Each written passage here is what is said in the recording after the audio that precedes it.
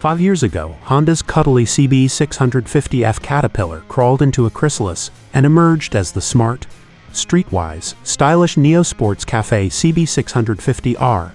Ever since, it's been a huge hit across Europe, always one of the continent's 2 biggest selling nakeds, always one of Honda's top 3 sellers, and more than 40,000 bikes sold. But then last year, things changed. Honda's beautiful butterfly got gobbled up by a Hornet. Joining Honda's naked middleweight lineup, the twin-cylinder CB750 newcomer proved lighter, punchier, and an awful lot cheaper than the CB650R. Instantly, the Hornet became Honda's outright bestseller, cannibalizing sales of the 650 and knocking it off Honda's podium for the first time ever. Still, Honda clearly believe there's room for both machines in their range. As for 2024, they've updated the CB650R with a fresh look, a light dusting of new bits, and most curiously of all, an optional new system called e-clutch, an innovative blend of manual gearbox and automatic clutch. It's a completely different setup to Honda's love it or hate it DCT. The 2024 Honda CB650R e-clutch costs £7,899 on the road. That's just £100 more expensive than the manual clutch version at £7,799. And that in turn is only £100 more than a CB650R cost in 2023. Though curiously, the old bike is still listed on Honda UK's website, now with its price dropped to £7,199, presumably to help clear stock. Engine and performance. The CB650R engine is ultra-familiar.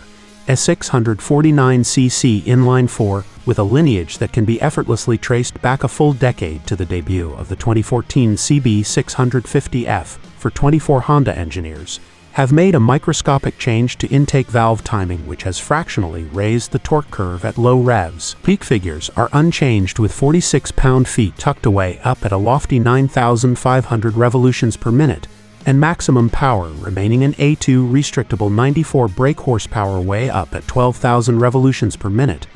Although Honda have now made the motor Euro 5+ compliant, the throttle is still solely cable operated. There's no ride-by-wire, nor a set of computer-controlled secondary butterflies. As such, there aren't any selectable riding modes, though there is traction control, which can be turned off at the long push of a button. By middleweight inline-4 standards, it's a pretty grunty design, but next to the latest generation of twins and triples that have swarmed into the class, it's noticeably unhurried and chillaxed. Low down, over the first 2/3 of the rev range, it's serene, linear, and well-mannered. Or at least it is once you've got past a slight abruptness to the fueling on the very initial throttle opening. Performance.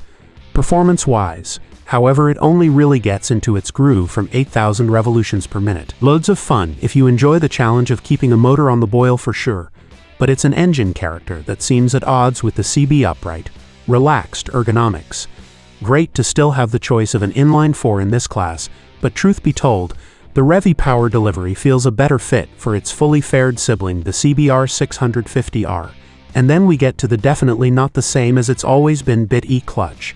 This is Honda's brand new, and it should be stressed, completely optional concept for a part auto, part manual transmission.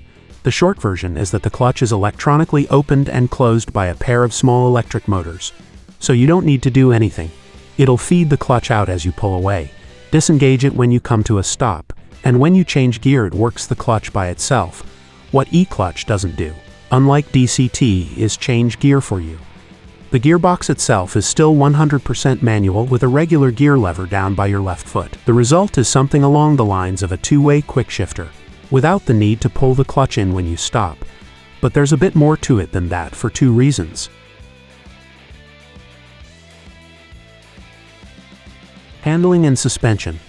The CB chassis is 99% the same as the previous model. It retains its steel diamond frame.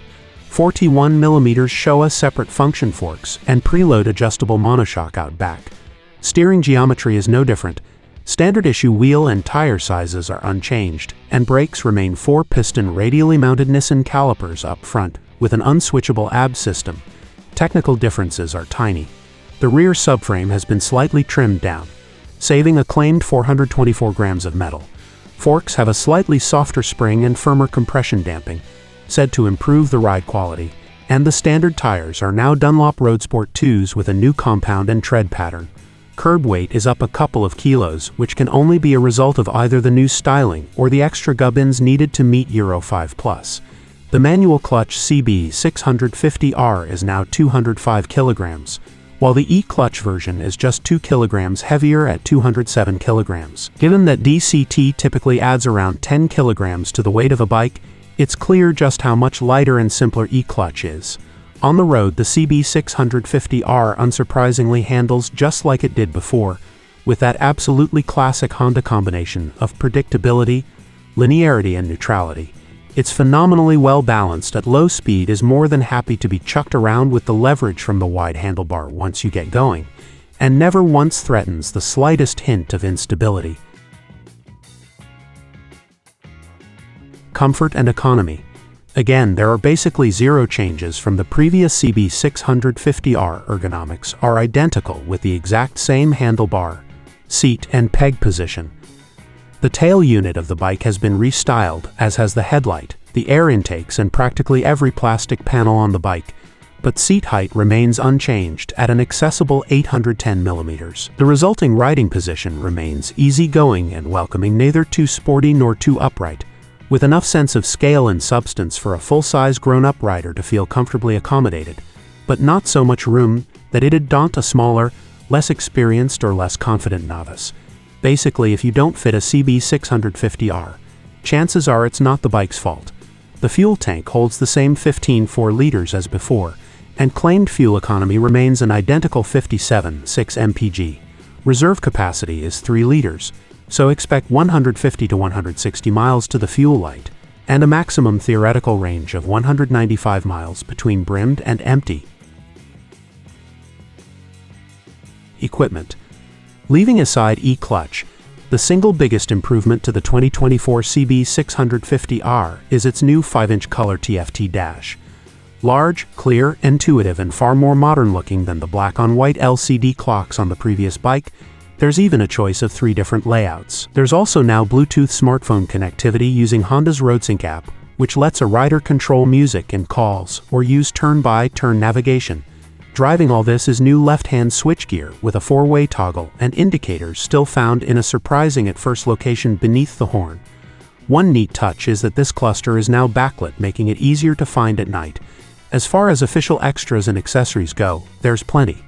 Honda have even handily bundled together 3 packs. There's a comfort pack, a sport pack, and a style pack.